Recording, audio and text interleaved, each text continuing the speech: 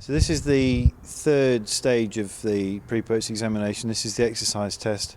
First thing we do is bring the horse into the arena, under saddle, watch it walk around. First of all, seeing whether it behaves. Checking to make sure that it is walking symmetrically. Important thing to note, obviously, is prior to the horse coming into the arena to be ridden, I like to see the horse actually being saddled and also mounted, because some horses can have problems with their backs that you can miss if you don't see the rider actually get on the horse at the time. Do you want to give her a little trot? So trot's the most important gait really in terms of assessing horses for lameness. It's the gait that they show most lameness in. It's unusual for horses to show lameness at canter. Having said that, higher level competition horses, particularly dressage horses, we may see that they have got asymmetric paces when they're doing half pass at canter, that sort of thing. This is only a 5-year-old horse, so she won't be asked to do any of those sort of movements. What we like to do is see them trot circles, changing the rein. Do you want to just change the rein across the diagonal? Often horses will show lameness when they switch from one rein to the other rein, particularly associated with the hind limb. Forelimb lameness is much easier to spot.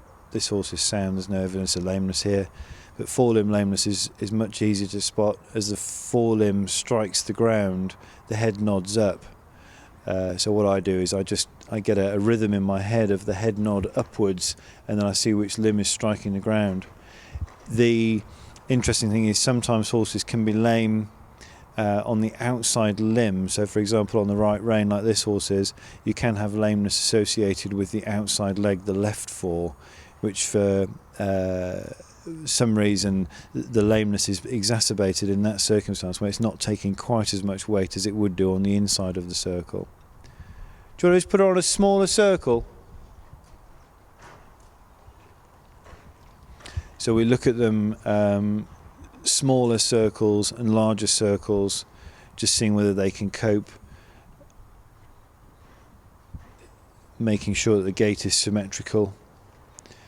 What we're also looking for, as well as limbs and lameness, is suppleness through the back and suppleness through the neck, general rideability, looking for evidence of things like head shaking. Okay, we'll just change the rein again. All the time during the pre-purchase examination, we're looking to see abnormal things and trying to correlate those with problems that may be a problem in the future for a potential purchaser. Do you want to give her a little canter? Higher level sport horses, we would ask them to do some of the movements that they may need to do in their future life. So for example, a Grand Prix dressage horse, I'd like to see it do half pass, shoulder in. I'd like to see them do flying changes, that sort of thing. Do you want to give her a canter when you're ready? Being a young horse, this horse will just do walk, trot, canter. So we watch them canter a circle or two, and then at the end of the examination we ask them to canter on a little bit quicker. What we're doing there is listening to make sure the horse has not got abnormal inspiratory noise. So as the horse is breathing in, if there's a problem with the larynx, you may hear an abnormal sound. An indoor school is a perfect place for hearing inspiratory noise. On a windy day in an outdoor arena, you might miss it. So very, very careful to listen to it. The other thing we do is we assess the horse's heart. So we would be listening with a stethoscope towards the end of the exercise test.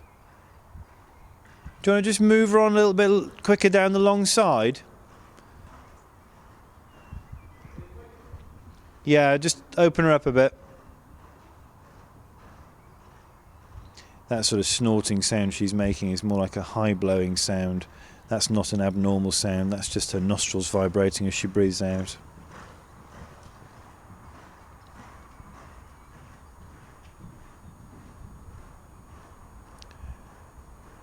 That's perfect, thank you.